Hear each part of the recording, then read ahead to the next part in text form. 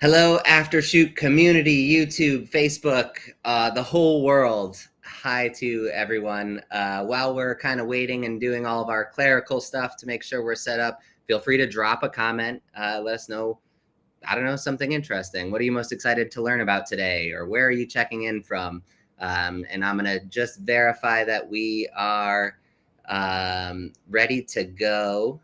And we're going to check Facebook and make sure that that's happening. So be sure to drop some messages for us.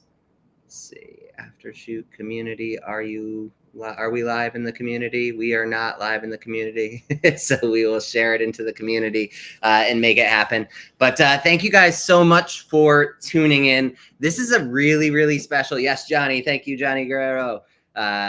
This is a really special live for us today. So obviously we have some cool things that we're going to show off when it comes to what Katie has in store for us. But I have the amazing Katie Monroe.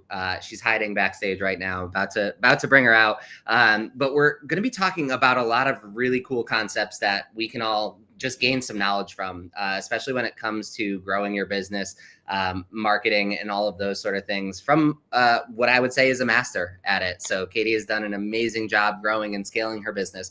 And without further ado, I'm just going to bring her on because we're going. Someone's tuning in at 3 a.m. So that's amazing. But without further ado, I want to introduce Katie. Hi, guys. Hi, everybody. I'm so happy to be here. Thank you so much for diving in and giving us such a robust. So I got to sneak peek a little bit of the of the slideshow that we're going to present today, and it's so insightful. And I'm so grateful that you're sharing so much information with us. Oh, yeah. I'm excited. I feel like it's a really pivotal time in our industry, and there's been so many changes with the evolution of AI and how much marketing is changing. And so what worked for some of you guys in 2019, let's not count 2020, 2021, might not work for you anymore. So let's talk about this from a more I just want to go a little bit deeper on some of these topics since scaling is kind of a buzzword right now, and just like dissect it a little bit.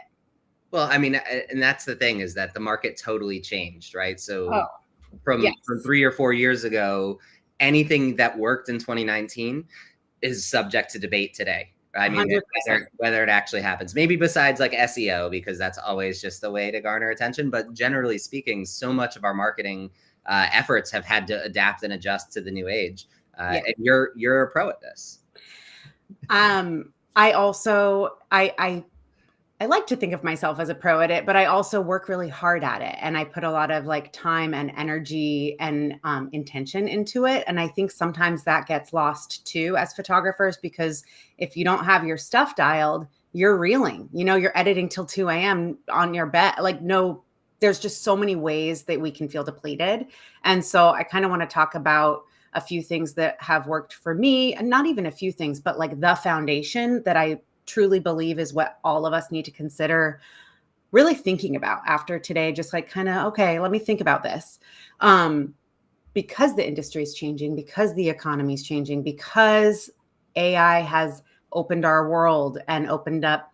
We'll go into it deeper, but yeah, anyways. All right. So I feel like we should just dive in. So I'm going to bring up your presentation because it is a wealth of information, and we'll try and like breeze through it. And, of course, as always, answer questions in the comments. So if you have a question, if you want us to stop and ask something, just shoot us a comment down below. I'll monitor the comments and perfect. We will take over.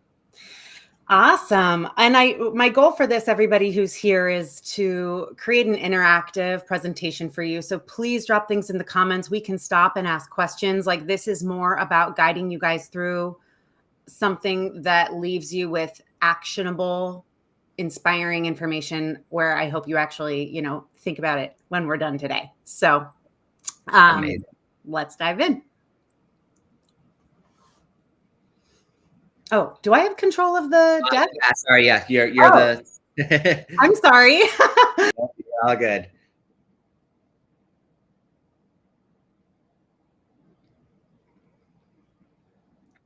My name is Katie. I'm based an hour north. I started my business in 2008, which by starting my business, I mean shooting a ton of weddings with not a lawyer approved contract and a Canon Rebel. So a long time ago, I was right out of college. And so over the years, I would say the biggest thing that I kind of did early on was I leveraged a team and outsourcing super young and super early on, just knowing that that wasn't going to align with that lifestyle wasn't going to align with my lifestyle. So I did start a team almost 10 years ago. And I was winging it. I'm going to be honest. I was learning. I was also growing, but I knew that I wanted to stay in my zone of genius. I wanted to be shooting all the time. I wanted to be building my portfolio and just like becoming a badass photographer, not just doing all of the millions of other things we have to do to run successful photography businesses, right? So my goal is to talk about some of the core systems that can get forgotten with how noisy social media can get, with how noisy, new trends can get. I kind of want to bring it back today and talk about the basics of what systems do you really need to do, and what is like the first thing you can do to scrape off wasted time so you actually can start implementing a more robust brand strategy, a more robust marketing strategy, things like that. So I will be referencing, I have an online group coaching program. It's called Momentum Method. It's a breakthrough photography business blueprint. And I always talk about editing as the biggest time suck, the biggest the biggest downer, honestly. Once you have your style, you shouldn't be doing that. That can be outsourced to someone else, right? So I kind of think of outsourcing your editing and offboarding, leveraging AI as like the first thing that needs to happen to scale, right? So I'm going to kind of go into that a little bit deeper today,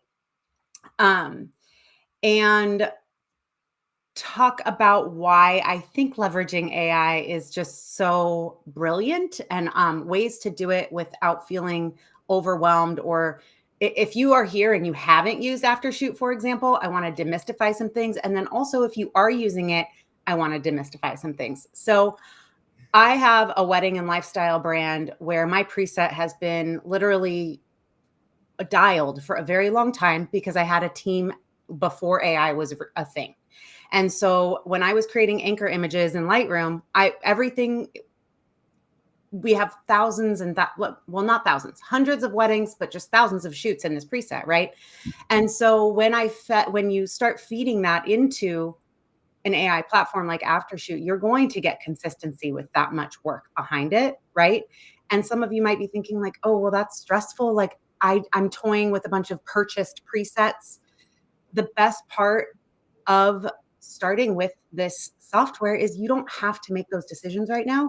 You can literally just use another creator's profile, begin tweaking it, refeed it back in, and create your own beautiful, work with it. But again, if you want to be attracting high value clients, especially, right now in the United States right now, consistency is your best friend. Consistency is going to be what sets you apart in this insanely saturated market. Because if someone lands on say you have a social media thing like go viral, great, right? But if they land on a crappy website with a like uncurated portfolio that is not fine-tuned and like speaking to those people, they're not going to reach out to you, and you're going to have lost, the opportunity to work with. Luxury or honestly any niche, right? So whenever you've got that set that's bringing people in, that funnel that's getting people, it could be that one reel that you didn't expect to go viral and it goes viral. But if the people who are watching that reel aren't finding the brand that they're expecting when they get to your website, then it's a fluke, right? They know It's a fluke. It's not who your brand is. Even if at the core it is, you didn't quite convey it the way you needed to. So you really did lose the viral opportunity. And I could say, you never know when you're actually going to go viral. It just 100. Yes. And again, you're never going to know what's shared. There's just so many opportunities you don't know about, even with SEO. I'm going to go into them today. But what I'm getting at is in 2017, I started shooting commercial work, brand photography, because I don't know. My husband and I weren't married yet, but I was seeing a life beyond being just such a crazy working lady, right? I was like, I want to have kids. I want to have more than one kid. Like I just started thinking bigger. And so the preset, my profile with Aftershoot is what I use for all niches, whether it's for a tech company or a wedding. And I love that because what it shows is a really beautiful, timeless, professional, and luxury profile can be totally, what's the word? Kind of interchangeable. And sure, sometimes I bump up the blacks or bump up the contrast in food photography or something like that. But this profile is used for all of my work, and we shoot so many things. I mean, we just are shooting all the time. Yes. I have a team also. So this profile works. I used to be like, oh, you should be Canon if you're going to shoot with me. And with Aftershoot, the profile has been tweaked. It works on my associates with Nikon and it works on our associates with Sony. So our brand and our deliverables stay consistent and we can keep perpetuating that promise to our audience, right? So wanted to touch on that. Not going to go over that. So today I want to talk about scraping away like the noise and talking about actually implementing a six-figure strategy. You're going to notice here, I'm not going to talk about social media today. That is not part of my six-figure strategy.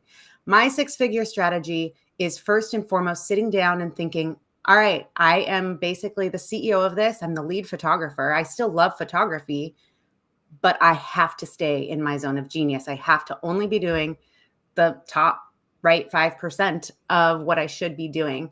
What I used to do when I was burnt out was like I was editing all the time. And so the first thing we did to scale back in the day was hire that team. And I had a studio in Oakland overlooking San Francisco. And we were so old school. It was like, here's the hard drive. Come on over and edit with me. Like, so we were always using Lightroom, but it's so OG when I think about how we would like drive a hard drive to someone's house to be editing a wedding. But it doesn't matter because that's what I did. I was paying someone else to do the editing. I was carefully curating beautiful anchor images with this profile, with my preset. So I knew if they were doing a good job that we were going to get consistent results.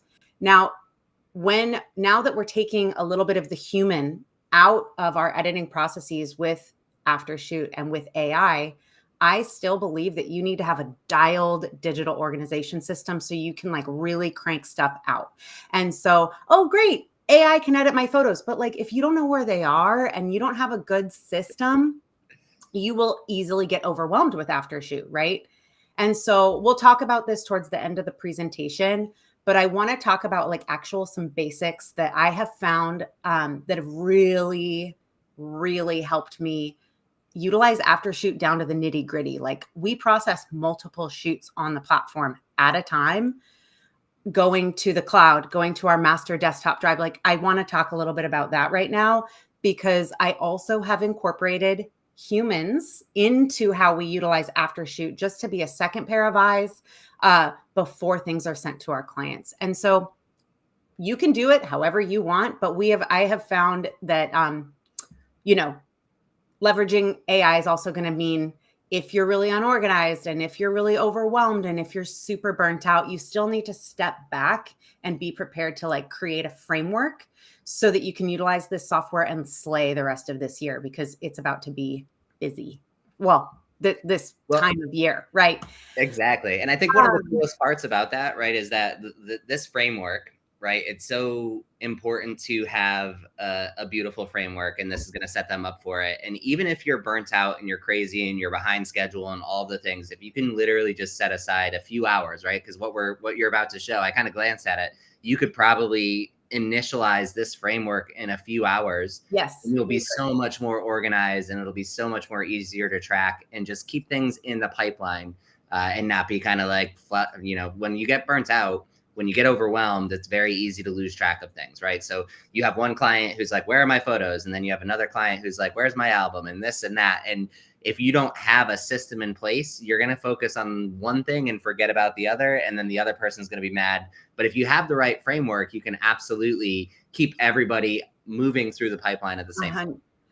And to go off of what you just said, when we have repetition, you guys, in our businesses, like following these systems over and over, you can do that stuff when you're sleep deprived. I have a 6-month-old, believe it or not. I'm so tired, but it doesn't matter because I'm like, for a decade, we've been like, boom, new Lightroom catalog, raw folder, JPEG folder, our initial Lightroom catalog, our zip folder to go to Aftershoot, like all of the things are all in the same place as they have been in all of the years since I started this, doing this. So I just want to encourage you all to take this just to think about, because the way I do it doesn't mean you have to do it this way, but I really encourage people to separate their Lightroom catalogs for each shoot. I find that it will help you organize, and then you're not, what's the word with, when you're adding in photos and exporting from Aftershoot, because it does a little bit better when you actually ingest your cards into the software. If you have this framework in place, you're going to have such a dialed system. So when you only have one Lightroom catalog, it starts to get a little messy. So that's my advice. I'm just going to leave it there because we don't have all day. But really quick, the benefits of exploring AI profiles, not just AI in general, but actually saying, all right, I like that photographer's work, I'm going to try it out. You are going to step out of that time suck burnout cycle role and have more time to devote to your marketing and staying on top of the industry right now, because things are kind of weird. I'm going to be honest. Client management, customer service, like really, really giving your clients your all, and also just your personal life, like hours and hours of time can be given back where you didn't think you could do that. I really believe you can begin to scale pretty immediately because of that time you get back. I'd say on average, our business got back at least 20 hours a week.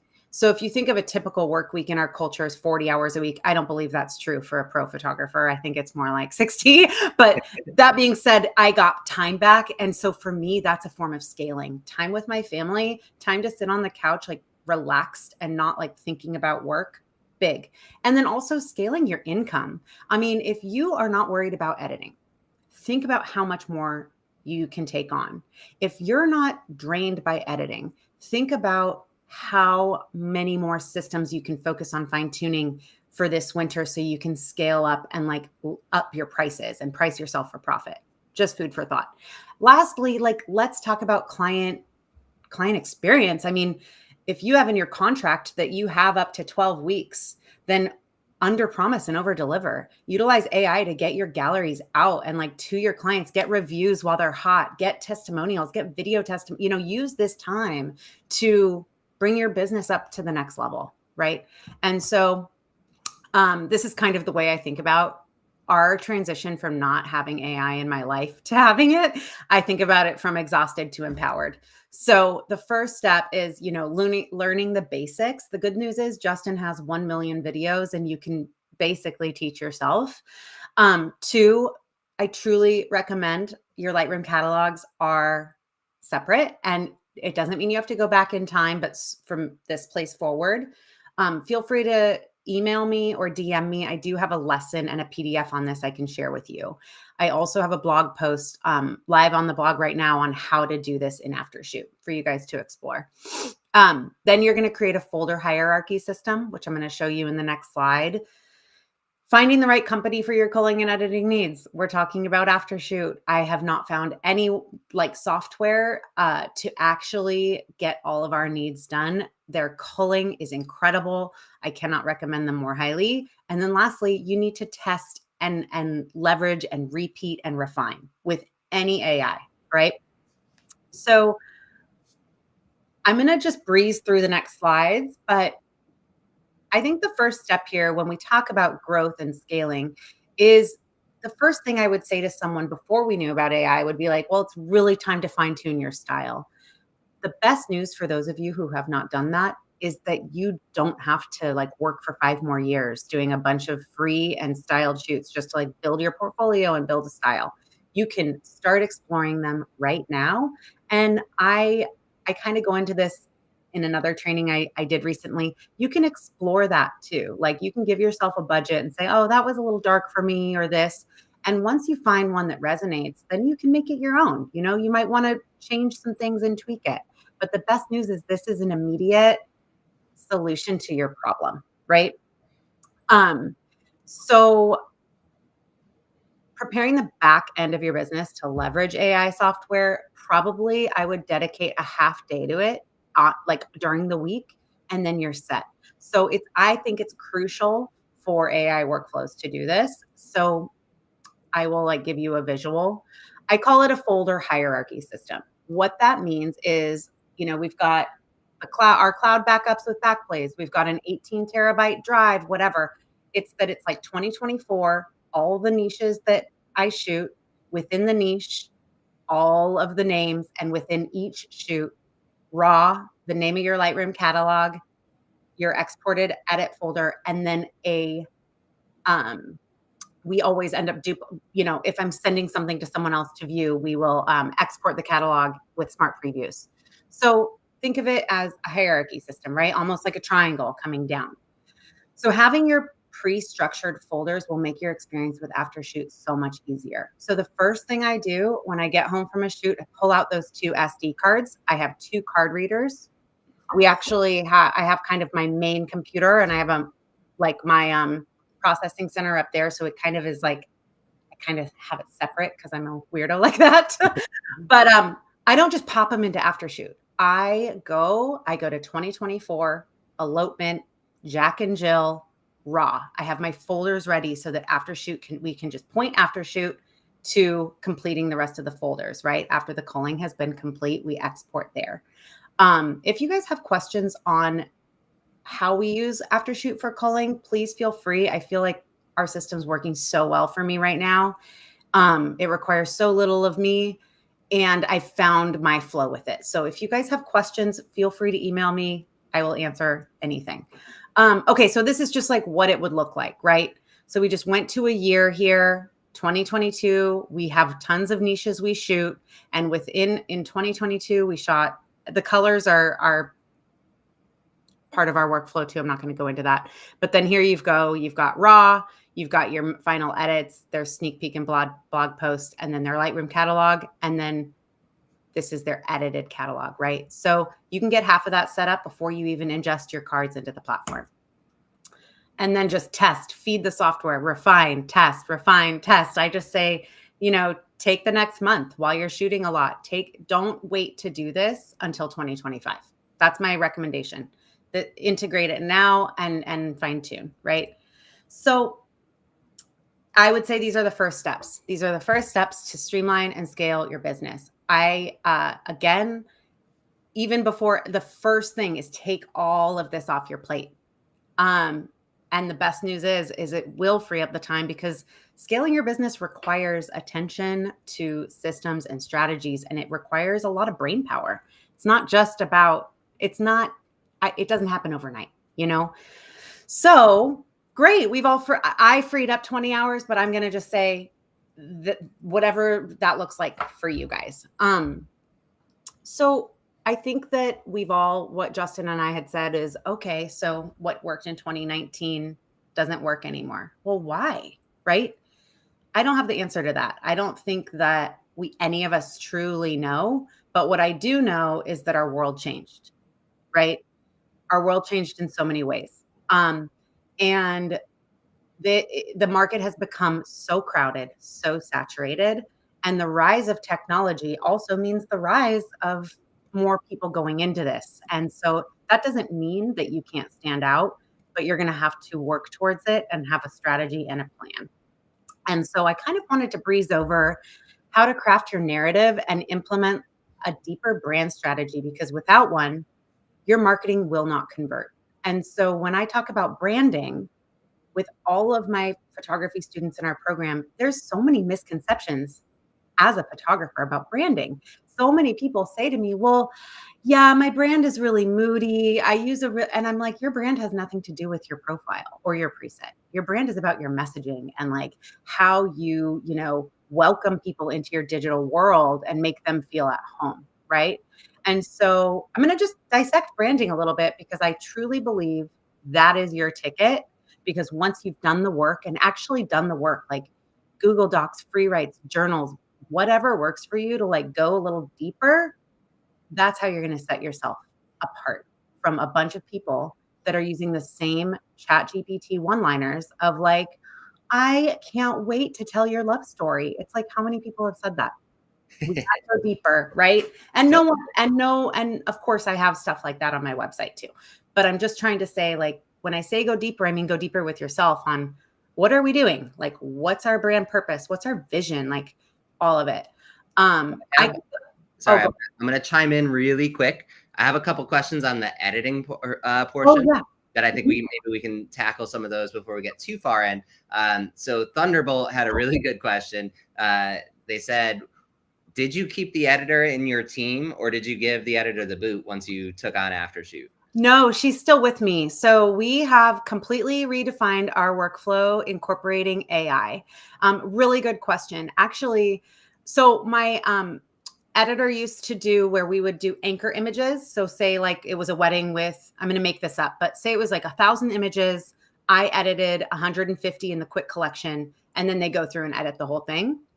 My workflow now, I'm a founder with Aftershoot, so I pay yearly and have unlimited everything, and it's really great. So the first thing I do is cull it, and then I have Aftershoot edit everything, even the images that are duplicates and culled out. Because when I get my hands on that catalog, I want to know that we just have everything cohesive, and then I cull them out in Lightroom.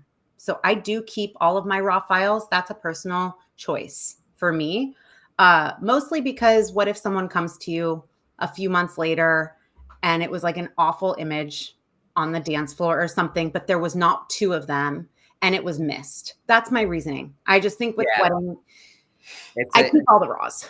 Yeah, it's that I'm the same way. It actually happened to me once where it was, I think maybe 2 or 3 months after the wedding, after they got their images delivered to them, they messaged me and reached back out, and they were like, "Oh, so you have this one photo of the groom and his uncle. His uncle just died unexpectedly in a car accident, and we're, Exactly. looking for more images. Anything you got?" So I went in and like I dug up images that were inconsequential, right? They weren't images I would ever deliver, but to them it meant more because like uncle was just standing there watching something, but he was standing there and it's a photo of him that I was like, yeah, that's not worth it. Because I didn't want to deliver 5,000 images. I wanted to deliver 1,000. So totally. yeah, I always the keep same thing has happened to me a couple of times. Like we had a really big 4-day Indian wedding in 2022 where the client came back and was like a similar situation. Someone was terminally ill and I was like, you want these? Her eyes are closed. Yes, they wanted them. Yeah. So, thank you so much. Yeah. let me answer your question. So Aftershoot, we cull, we edit, we export. So then I have this catalog and we use the color code green for our duplicates, purple for eyes closed, and blue for blurry. But I don't do that. From there, I export the entire catalog that's been edited and culled, and I send it to Emily, our main AI integration person. She's gone from per image editing with me to an hourly rate that's super affordable for me because she's aware that I'm leveraging AI. She's totally aware of the situation. She knows that her position has changed. We had a great meeting about it. And lastly, about that, the best news is we have a relationship. She knows my style. And so I'll give a couple examples of when I want a human to go in a little deeper. I'll breeze through. I'll make like 3 edits when we need to use tools like dehaze, like golden hour, or if it's like a really, if it's like a really cool architecture where it's a grayish white and I want to bump up the whites, like little things that are not in my profile where I want to take it up a notch. I just do that. I make them 5-star and red to flag my editing team of like, oh, okay, we're going to go a little bit deeper on the 80 images from Golden Hour. All right, she's added some grain to this like 1920s style wedding, whatever. So that's how we do it. So then I send the catalog. We use WeTransfer, goes over, boom, hourly. She sends it right back. And every email or every time I get it, it's _ client ready. So from there, I do the final exports. I do the final upload and the final client delivery. But we're delivering weddings in about 2 to 3 weeks, and we have like 30 a year. So it's really changed our workflow. And I do think having a human is, for those of you who are not maybe at that place yet, that's okay. I don't ever want to edit again, ever, ever, ever. I have shot so many weddings and done this for so long that I'm in a place where I have a 3-year-old and 6-month-old. And so every time I'm like looking at Lightroom, I'm like, I just want to go be with, there's a way to get out of it. And that's the way I've done it. And I still love having a human be on my team with our Aftershoot workflow. For sure. Yeah, no, that's a great use of a human too. So having that, yeah, for me, I think the thing that slows me down still the most is just photoshopping stuff. So I'm like, oh, I'm gonna like get rid of this and move that or change this, and that's still like that barrier for me where I'm like, I'm still too much involved. And so Thunderbolt had another question as well, just to kind of double down on the rest of the presentation. Is this 6-figure strategy viable as like a solo photographer? So if you don't have a team, is this something that we can take and adapt? 100%. Again, I only have a team because I all of the things, what I'm trying to, so if it was just you, let's give that example. You're bringing it into Lightroom and giving it a breeze. Give it some love. You're going to look over it. You're going to make sure that your experience with AI is a reflection of you also being thoughtful. What I don't think we should do as AI becomes such a big part of our world is just throw in the towel and never look at our work. I want you guys to really like, okay, I'm liking that. All right. Once in a while you might have a global adjustment where you bump your shadows on 10 images but I have my team do that because that's where I am in my business. I did not have my team doing that in 2019 even, so I became a mom in 2021 and my whole world became them, right? So much has changed circumstantially for me. But yes, you can do this as a solopreneur. And actually, Thunderbolt, feel free to reach out to me. I have a couple workbooks I can send you on what I'm going to go over today if you're really interested in like going a little bit deeper. I love that. The next question. Sorry, I'm going to breeze through. There's 2 more questions I just want to get to before, but then I do want to resume because there's so much information. So the next question, which I guess I can handle this one, it says, I tend to create a new catalog each month, but are you suggesting doing it for every single shoot? And that's the flow that you have, Katie. So that you really, and I used to do that as well. So for myself, I was creating new catalogs for every single session. And it was part of that organizational structure where I would have everything kind of running across. So I would know, okay, when I'm going to go edit, Katie's branding session, I would go to that 2024, Katie's branding session or the branding folder, and then Katie's branding session. And then that catalog would be there. So it was a way for me to process it easier. For myself, though, during 2021, I actually pivoted to a quarterly catalog system. There's a lot of drawbacks with a quarterly catalog system. First, you have to be really on top of your organization because you're splitting, it's not individualized. So I can't go find, so-and-so's wedding based off of just going to their folder. I have to know what month that wedding took place and be able to reference back to it in order to make that happen. So if you're organized enough with it, you can absolutely keep like a monthly or quarterly catalog. I personally did it because I was always doing multiple things at the same time. So for me, I was, I may have had, it was 2021 when I implemented that. I had 84 weddings that year.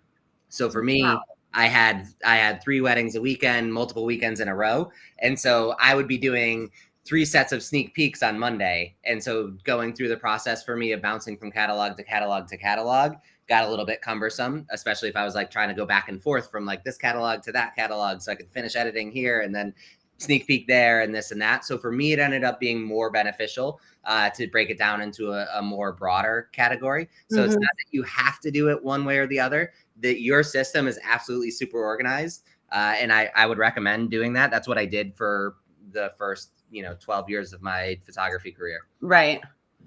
But that's also just like more information for everyone here of how you can tailor leveraging AI with whatever you choose to do.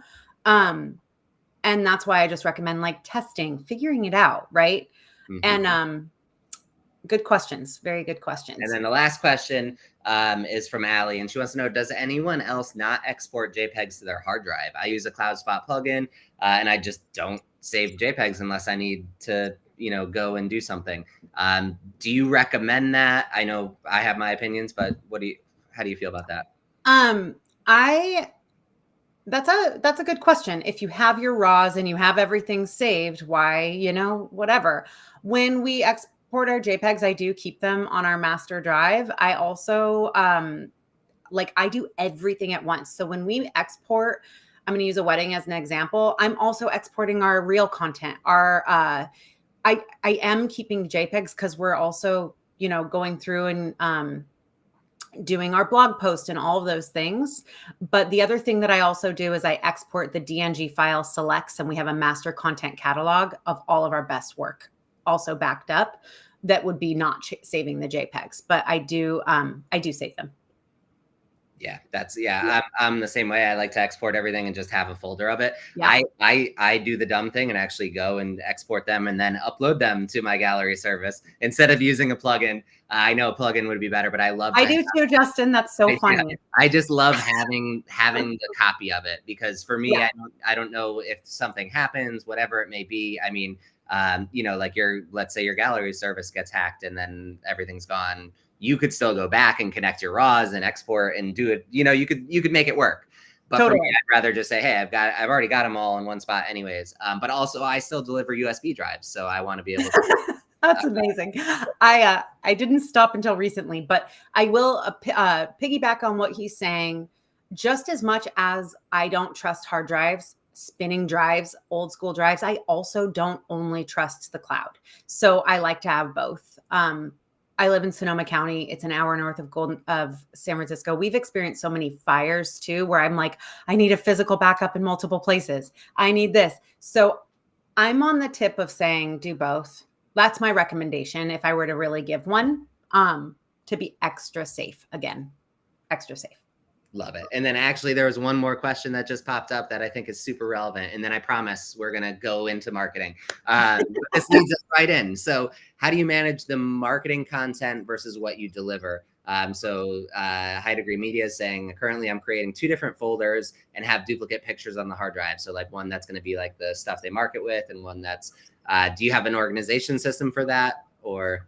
Yeah. So many years ago, a really close mentor friend of mine was like, well, JPEGs are the worst because they cannot evolve with you, right? As a photographer, JPEGs are capturing 496 shades of color, DNGs, thousands, right? So what I do is first of all, I do export our marketing content with SEO titles like luxury San Francisco wedding photographer as the title of our images for our blog and for whatever we're going to use. So all we need to do is plug in like alt tags when we do them.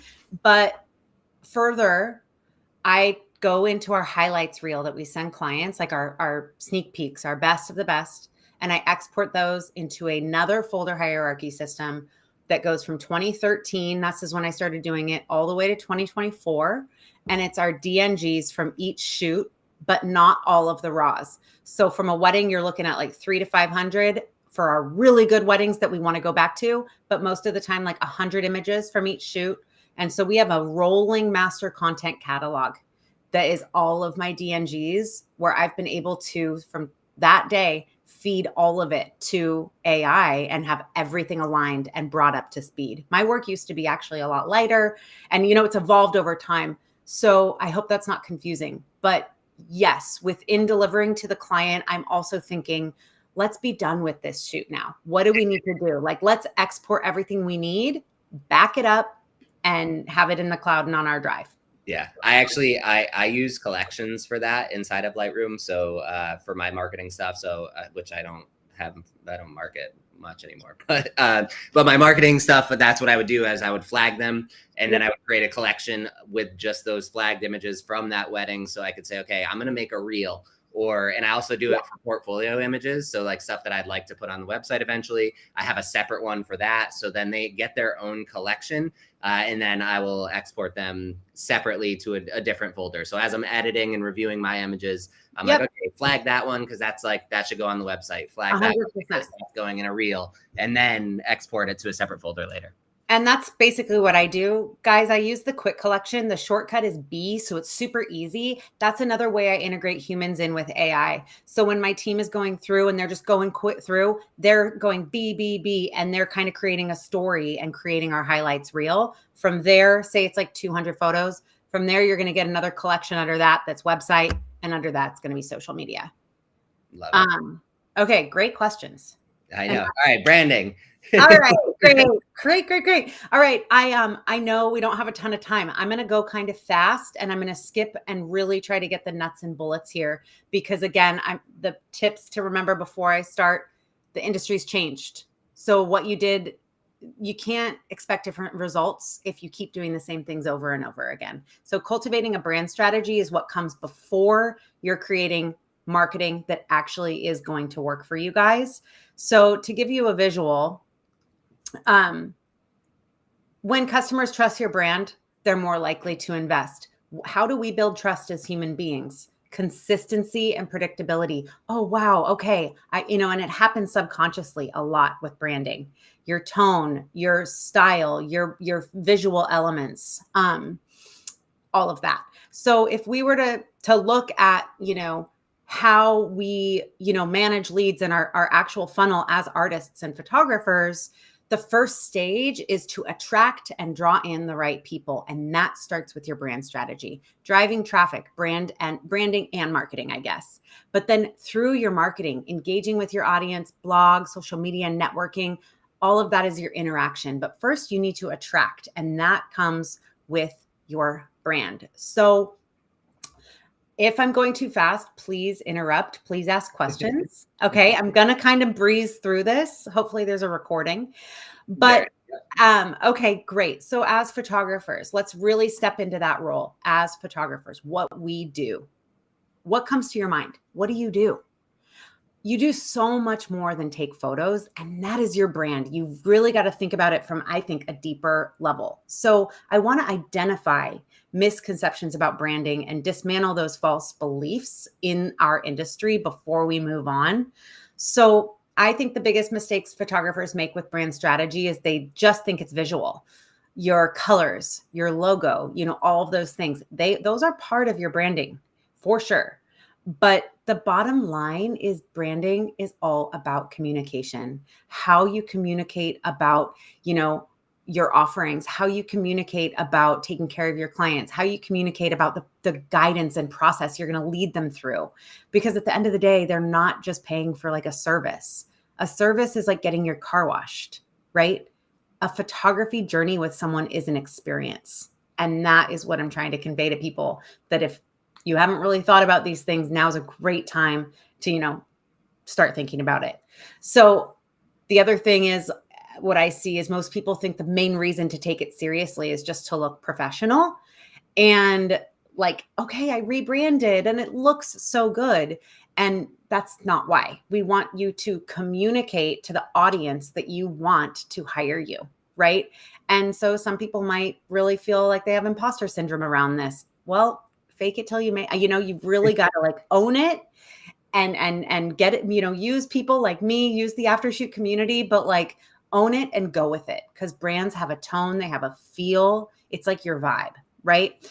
And lastly, photographers tend to over-identify with their photography style as their brand when really it's a really small part of it. So again, branding as a communication tool. Yeah, so that's huge. I mean, sorry to interrupt, but I just there's an amazing friend of mine who literally his website has lots of F words and lots of like GIFs and different things, and that speaks to his client, because he's the type of photographer who goes out and swears at his clients and has fun with them, but that's who he's trying to go for. So going for that like luxury brand, or focusing on like that, I'm a film looking photographer and trying to create that bohemian vibe on the website, wouldn't fit, even though his work is kind of bohemian, right? It's got that feel to it.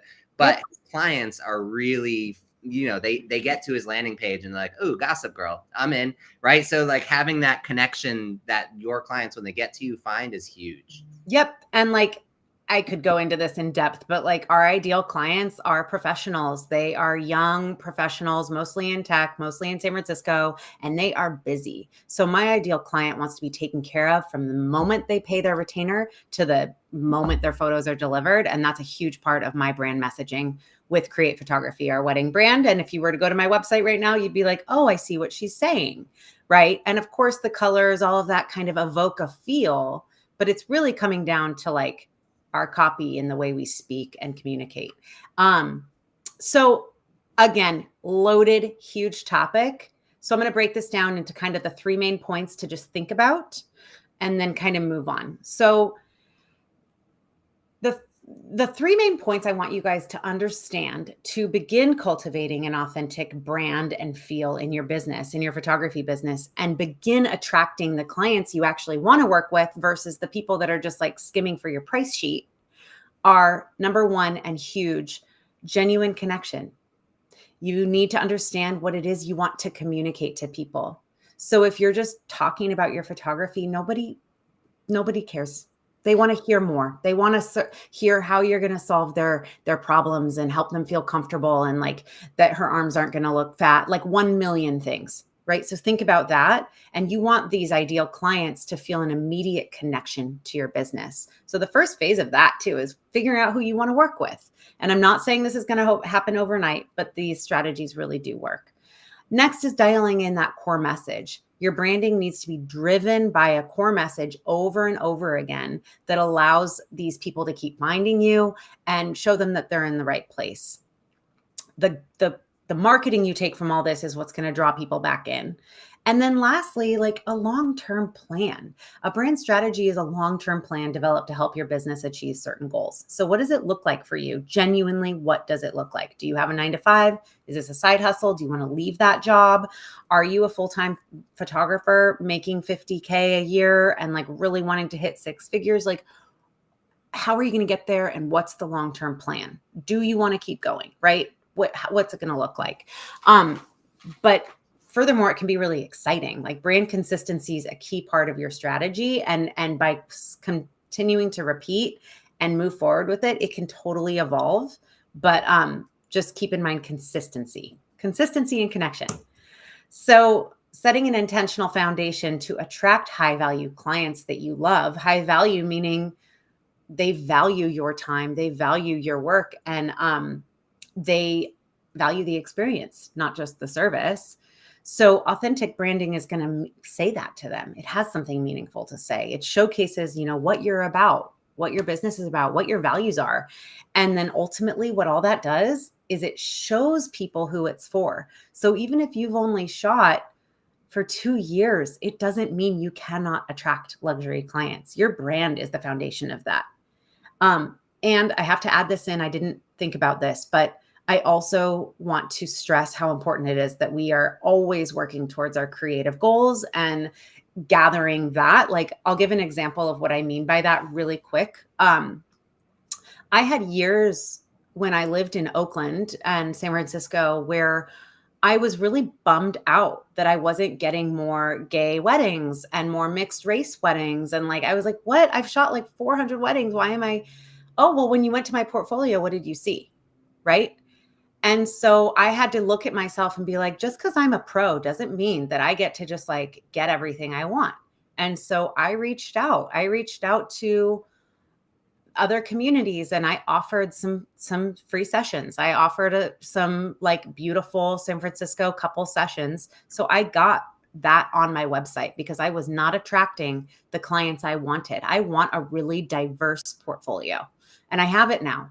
And I worked for it. And I had a point in my career where we had been in business for over 10 years and I had to do that. So just as a reminder, there's constant artistic evolution and constant pivoting and work to be done to continue drawing in what you want to, because ultimately I value diversity and inclusivity. So why I need my business to reflect that. And that's part of our brand. And it's really a great example. So remember that no matter what, high pricing, things like that, you still got to work. Absolutely. It's not, right?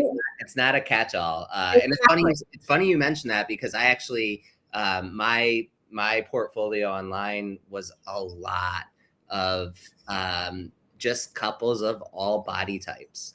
And so I had people coming to me and saying, you're the first photographer that we found whose portfolio wasn't just like a bunch of skinny, beautiful model looking people, but like real people. Like I looked at your photos and I saw myself in my wedding dress at that venue.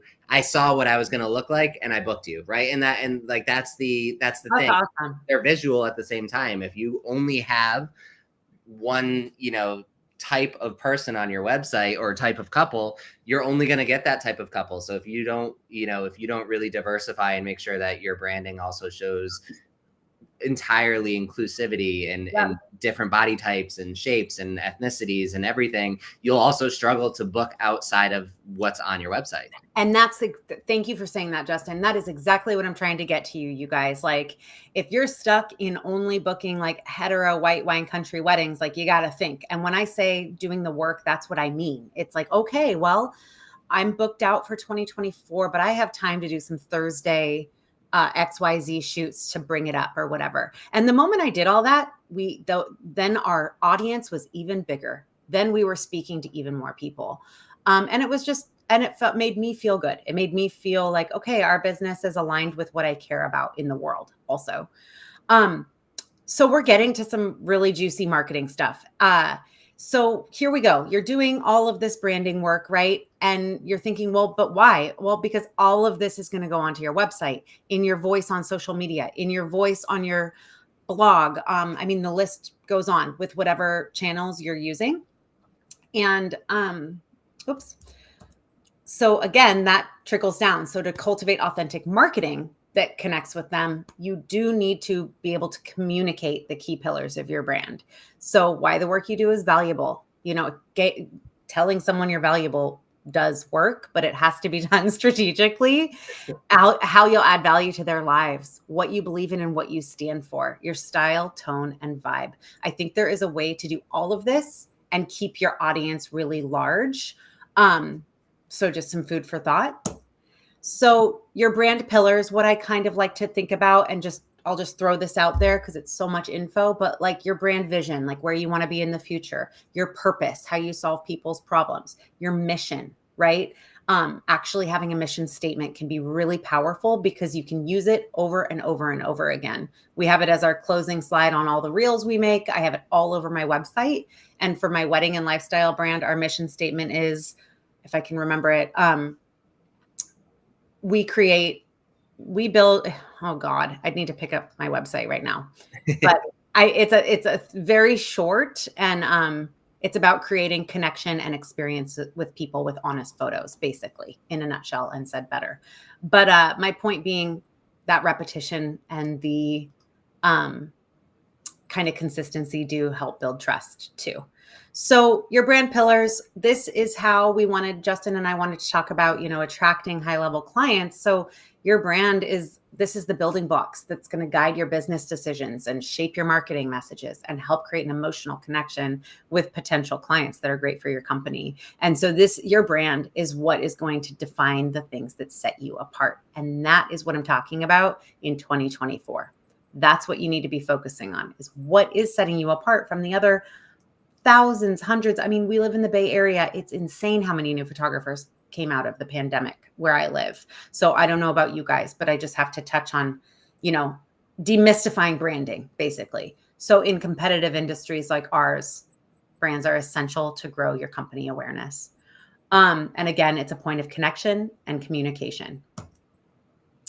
I'm going to skip that and move on. So we've scraped away our editing. We've freed up tons of time. We're using AI. We've dove in. Your brand, it's evolving, but you feel good about it. I even recommend doing a Pinterest board or kind of going there and going a little deeper.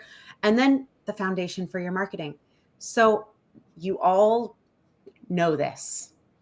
The foundation is building an engaging website and portfolio that showcases who your brands are for. Social media, LinkedIn, Facebook, Instagram, TikTok, all of it All of that should be used to getting people back to your website and into your digital world and into your funnel, essentially into your emails and into your CRM, right?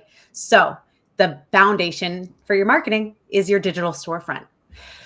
The key to successful lead gen is consistency, authenticity, and providing value to your audience. So keeping those things in mind. So I just want to, I'm going to breeze over SEO, but it's like Justin said in the beginning of this live, it's still a thing. It's not going anywhere. SEO, not going anywhere. Matters. It's always going to be a thing. And I actually just filmed a podcast with someone on this. And the thing I asked, or the thing I said was like, the first thing your ideal client is going to do when they, generally speaking, when they're going to Yes. a photographer is open up something that's going to rely on SEO to tell them who the best photographer in the area is. And I'm going to piggyback on you. And the first usual thing they're going to type in is their geographical location. Yep. So you could put luxury photographer all over your website and it won't do shit for you, period. Like it has to be connected. So SEO totally works. I'm a freak about it also. So again, if you want to email me, I have an SEO for photographers guide I can send you to. But SEO, and again, that's a really nuanced topic, but it matters. And it matters beyond coding in the back end. I use Squarespace, but it matters in your headlines and things like that. You know, Katie is a luxury wedding photographer in the San Francisco Bay Area or in Sonoma or in Napa. All those things do matter. But really the main pieces here, brand presence is huge. Imagine someone scrolling on Instagram, like obsessed with something, and then they head to your link in bio and they head to a crappy website that's not in alignment. They're not going to reach out to you. So branding, right? And then your portfolio. And I want to go into your portfolio. I'm going to go into that, but I want to go into a quick statistic about your website. So we are living in the most like ADD, like scrolling culture ever right now. People's, what's it called? Our attention spans are really bad right now, like with social media and being on our phones. And so when people land on your website, I am going to just, I'm going back. Sorry. When people land on your website, one of the statistics I love is that 52 seconds is the average amount of time that people actually stay on a website. So you got to be real careful, guys. You've got to have it so dialed and ready if you want to convert them. And so when you're building out your portfolio, it's fine if you have 200 photos in it, but really focus in Lightroom when you're organizing. Really focus on your top 20 to 30 images at the top, because a lot of people don't even make it below the fold with your portfolio. And then your homepage. Your homepage is so much more important than you think. Your homepage, think about it like this. It's a mini sales page. So we want to learn how to create homepages that convert. And so I use this formula. If you want to take a quick screenshot, I would. But essentially, if you go to any of my websites, I have a coaching website, a wedding website, and a branding website. They all use the same kind of like formula, and they're very, very long with 1 million CTAs, call to actions. And so the goal is, I'm going to just keep scrolling down this homepage. Oh, okay, great. There's this. And you want like little galleries on there. And so I find that it is incredible. We have a really good conversion rate. So your homepage on your website is super important. Then you can put equal amounts of love and attention into your about page and everything, but just remember that your homepage matters. CTAs also don't need to just be to get in touch with you. It can be like explore our portfolio, explore our associate team, whatever, but keeping them on there is going to give you a higher probability of them reaching out and making it insanely easy to reach out to you. Okay.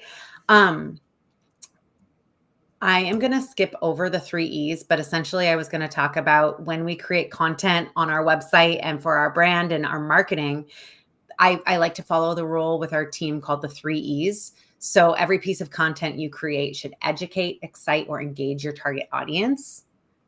I'm just going to have you screenshot this, but it's already 11. So I'm going to keep moving on.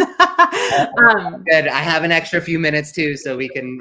I'm gonna try to wrap it up. I just want to get to one other big piece, and so I'm just gonna skip over to a couple really important pieces about your portfolio, because that's why you guys are here. Like, using Aftershoot means you're creating and fine-tuning your style and or have it dialed. But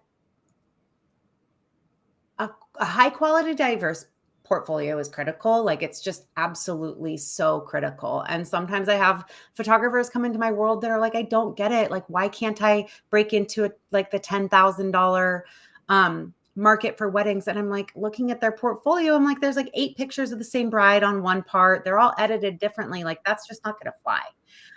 Hate to break it to you. So we've got under a minute to sell yourself and encourage a lead, in which they're probably going to hit your homepage and your portfolio, right?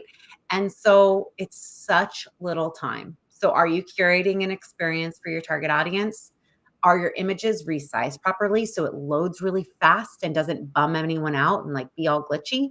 And then also, is your portfolio consistent in style and thoughtfully curated? This is huge. People are going to immediately, subconsciously, like a wedding, for example, want to see that you can handle low light, bright light, big people, small people, Black people, white people. So having all that in 30 images is really hard to do, but I highly recommend it, right? So I'm going to skip it. And so here's my portfolio framework I want you guys to keep in mind. The top row up here is like weddings, and down here is the same framework used for branding and commercial work. But first, your ideal target audience is in your mind. Your presentation of everything is absolutely dialed. There's consistency in your edit, in style, right? So they see, oh, okay, there's like, even with a warm, a golden hour image and a regular image, the skin tones are flowing together in a gallery grid. Variety, but with cohesion. You want variety, like we talked about, but you still want your work to feel cohesive. That's what a portfolio is all together, right? Emotion and impact, even if it's not one of like your favorite images, remember that you're pulling on people's heartstrings, right? So images that are going to go, oh my God, you know? Thoughtful curation. How are you putting things together? All of that's going to be done in Lightroom as well. Editing consistency and technical excellence. If you're not there yet, that's another reason I recommend AI profiles. You're going to achieve that consistency and technical excellence.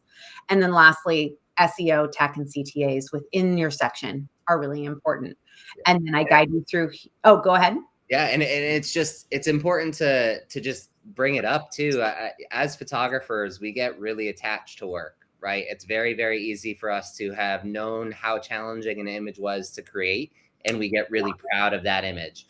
But your clients don't know how hard that was to create. Your prospective clients, they don't care about that. You have to be, that portfolio has to focus on those things that your prospective client can perceive, so they can open it up and say, just like you said, emotion.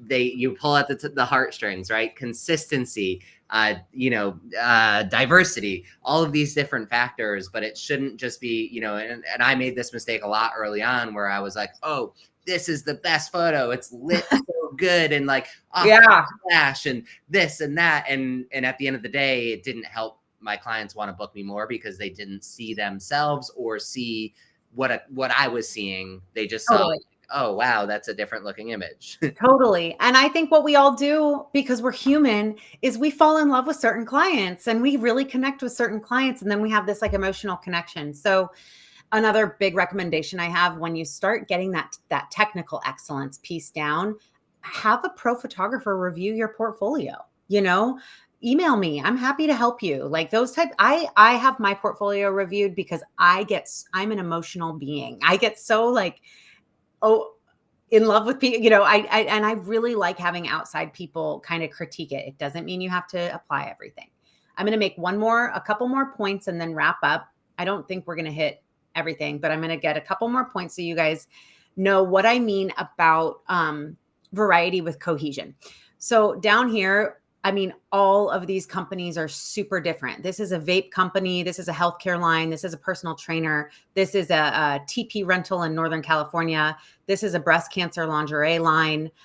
This is a creative collective, right? But I think if you look at the editing, you'll see they flow together, even though all of them are super different. And that's how high-end brands, high-end clients are going to be able to envision themselves in your work as well. Oh, wow, she's predictable because her work is so consistent, you know? I'm not going to go in. I have a whole other slide prepped for this, but knowing your target audience, consistency and style, and technical excellence were the three I wanted to really stress to all of you guys. I even have a picture of our Lightroom showing our 5-star, like really getting everything so dialed together. I don't think I have time to go into this today, but I was going to speak about lead generation, networking and referrals, strategic partnerships, and then move into systems that scale. But I think what I'll do, I don't know if there's a way I can export the slide deck and share it. And I can put it on Facebook if that works. Justin, what do you Yeah, think? I think that would be awesome. So here, let me I'll unshare you now, and then that way we can have our combo over here, one-on-one. Yeah, And we'll try and answer 1 or 2 questions if there is any. But yeah, we can get that exported, and we'll put it into the to the chat so people can kind of continue on, because there's so much information. What did I say at the beginning? There's so much information. I know. I struggle with that consolidating stuff. So it was such useful information. But I saw Lindsay had a question here, Lindsay Hoyt. And I think this is such an awesome question. It says, my clients have only been people I know personally, marketing only on social media thus far. How do you break through that initial barrier to attract clients outside of your circle? I'm not yet profitable enough to support a website. Now, she commented that right before we went to the website slide. But there are, I mean, from my perspective, I was just going to say there are free website creators. You know, like that, my business, I think for the first 3 or 4 years, I ran on a free WordPress site. It was like wordpress.com/Jay Benson Photography or something. But it was a website that just helped me generate that vision and that need to book me. That is a really good point. I did the same thing, and I don't remember the platform form, but I do remember it was pretty ugly. Like I remember being like, I'm really ready to invest in my website. You need a website. We're photographers and you need a website. And even if that sounds and feels overwhelming, I want you to email me seriously, because I can just send you a formula and I can even help you find a free platform. Yeah, it's that is it. And if it's free, it's going to be like, you know, johnnyphotography.blank.com, and that's fine. Who cares? But you need a website that you have to build trust to book clients, and social media is just not enough. Yeah. And that was actually, so for my wedding photography business, that's how I started. Same way. It was just people I knew. I booked one wedding through one person. I did their engagement session. I was marketing on social media, put it on the blog website thing that I had, the free website. And through that, a friend of a friend reached out and said, okay, I'm getting married. What's your deal? And I sent them to my website where they got that information and those sort of things, where it was enough for them to say, okay, let's meet and talk again. Let's see. So you'll eventually break that barrier, right? There's clients out there. It's just, you have to cross that threshold. But a website, it's even if it's free, a website is a really important tool, just because you want to send them to somewhere professional. I see lots of Facebook only photography brands that don't have websites, and they just show up for whatever reason in my feed, and they don't have a website, and they aren't in business anymore, because there is no way for them to get clients to entrust them with their images. So I would definitely, website is very important. And again, you own your website. You don't own your social media handles. They could close tomorrow and it would all be gone. Yep, absolutely. And then I have 2 more questions that I would love to answer before we go. So the first one, again, Thunderbolt, killer questions. Has the reports of decline in the amount of clients allegedly due to less people getting married affected your marketing strategy? No, not at all. Yeah. We're doing fine. Yeah. And I say that with kind of like, wow, I'm really grateful. No, and I will be very honest. I rebranded both of my companies this year. We went live last week, Create Photography, and I had done it in 2020. And I thought I need to practice what I preach. We need to dive in. And I was like, after my kids went to bed every night, like my branding, candles, like I really take this stuff seriously. And I also rebranded our other companies. I think that you got to think, who are you talking to? You've got to stand out. And so, no, it hasn't affected us, and I'm really grateful. Yeah, no, that's amazing. I mean, for me, I'm taking on less weddings just because Aftershoot is growing and there's things to do. But but really, up until this month, like I 100% stopped marketing as of a year and 2 months ago, and just this month is the first time that I've noticed any significant dip. So if you just keep working at it and just keep marketing, the marketing strategies I had present from 2 years ago, 3 years ago, still worked up until this month, when now I'm just not.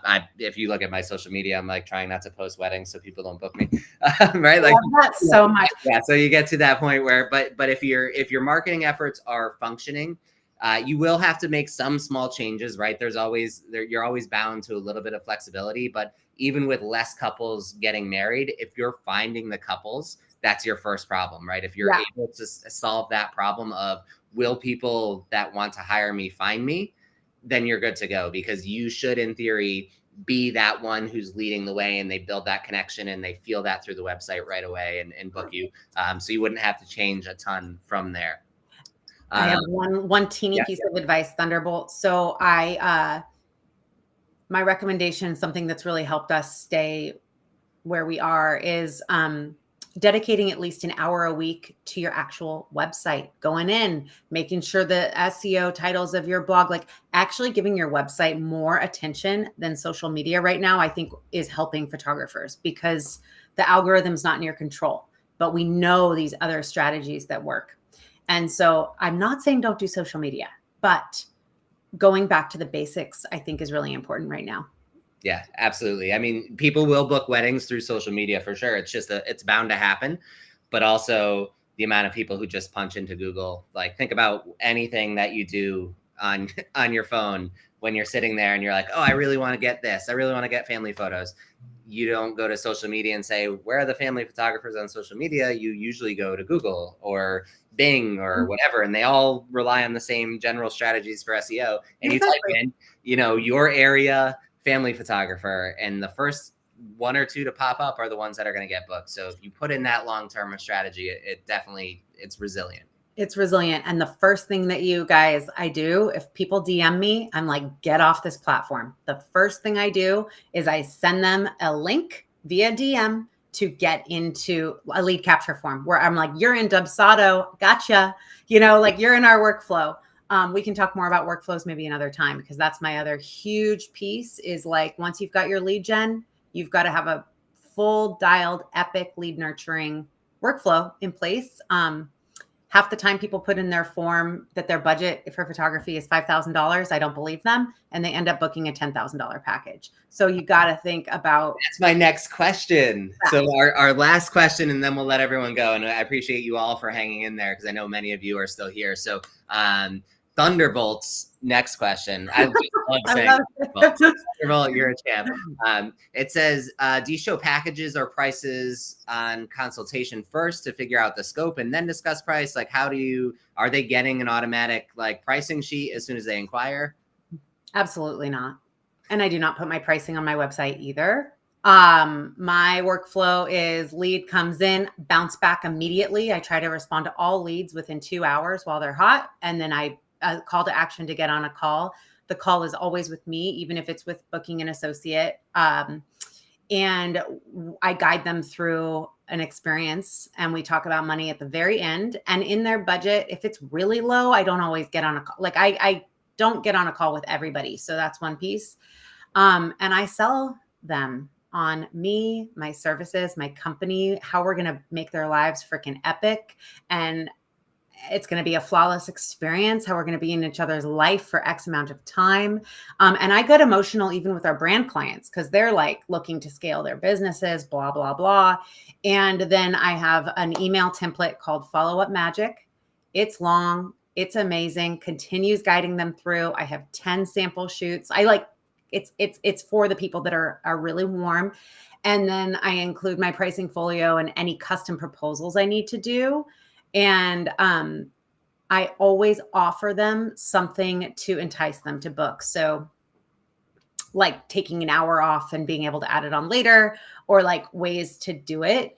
But at the end of the day, like by then I've walked them through an experience, and our pricing folio is so psychologically designed to lure them in even more. And so they get like a slide deck that's like stunning, and it's 7 pages of what sets us apart before they even see the first price point, which is like $8,000. And our average booking price is, around, I don't have an average right now, but like it's not low. And so it's not super high either. I'm not in the like 20K range, but 10, 12, those kinds of things. And these are people that are telling me they don't have a budget for it. And then often I get an email back like, hey, my parents so generously offered to support, or we really want to work with you. We can really see ourselves. So I think putting pricing on your website is going to, especially for luxury, not the way to go. You have to show them you're going to give them a luxury experience before you present luxury prices. Yeah, I for me, the initial inquiry, if they're just saying, hey, what's your pricing? I'm going to just send them pricing, because that I already know they're not looking for anything else. But if they have any other question or any other information or details on there, I know, don't send them the pricing. Get them on the call and talk to them, and then you upsell them on it. And, all the psychological and strategy, like, getting them to say yes a lot and all of the things to just essentially, but at the end of it, they should be getting off that call. If they only had a $1,500 budget and you charge $6,000, they should be getting off that call and saying, I got to figure out how to come up with $6,000 because exactly. And they will. That's the other thing. And that's where we need to work on mindset and imposter syndrome and all that crap that can get in the way. Because once that noise is gone and you own it, you'll feel really good. Absolutely. Well, Katie, this was incredible. We didn't even scratch the surface on the things we needed to do. So we're gonna wrap up. We have to talk about your profile at least just like 30 seconds, because your profile just launched in the marketplace. I've been using it. It's amazing. I'll go export some photos and share them into the Facebook group later today. And then, go try it. So obviously it's a free trial, and we have special offers, and it's worth the buy. So it's a really cool look. So can you kind of tell us a little bit about where the look comes from and what it looks like? Yeah, absolutely. The profile, again, I went over on like wanting it to be versatile, but it comes because I also used to shoot film. And as much as I love film, I also like a punchy, like something to kind of hold on to. So I like a little contrast. I like some color, but I don't like bright greens and bright this. I hate green, by the way, guys. So the green is desaturated in the profile. Not green, not all greens. I'm talking about like grass and like lime green. But the other reason, the profile is also going to give your skin tones a really beautiful, balanced feel. I wanted to go for like warm without being too warm. When you see a photo and you're like, oh, it's like orange. Like I really feel like this is a really balanced, elegant, timeless profile. Where you can even put your own tweaks into it to make it your own. And so it comes from having shot in film. I also get very frustrated as a photographer when I have to use different presets for black and white and color. So this profile is amazing in that you can just duplicate and make it black and white. I do bring highlights down in my black and whites, but it's super ready for you to just like use and start cranking things out. Yeah, that's my workflow is make a duplicate and then boom. Same.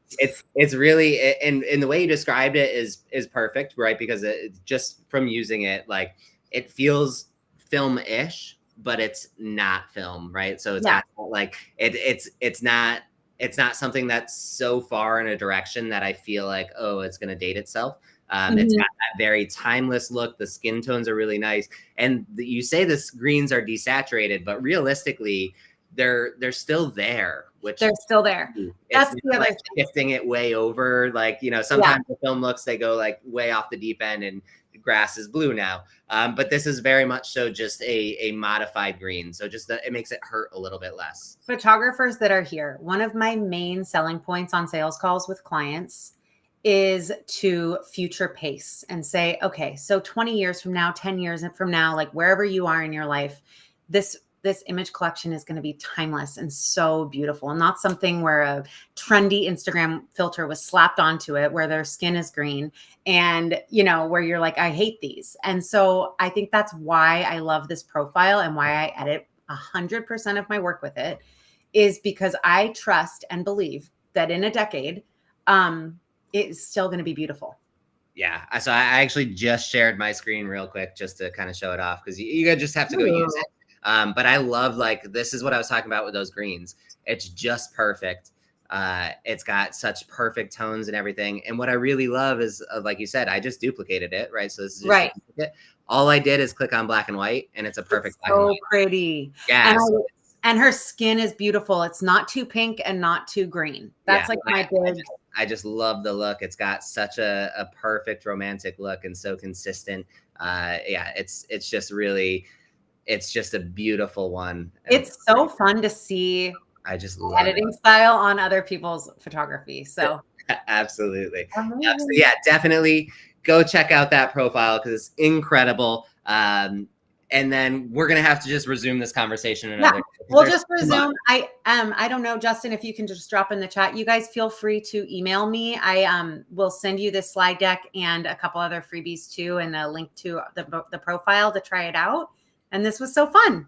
Yes, I love it. Katie, thank you so much for your time. I'm so excited. Everyone go try the profile and then post some images in the Facebook. Yeah, I want to see your beautiful work with it, you guys. So thanks for being here. I love it. Thank you everyone for tuning in, and we'll see you all on the next one. All right. Bye.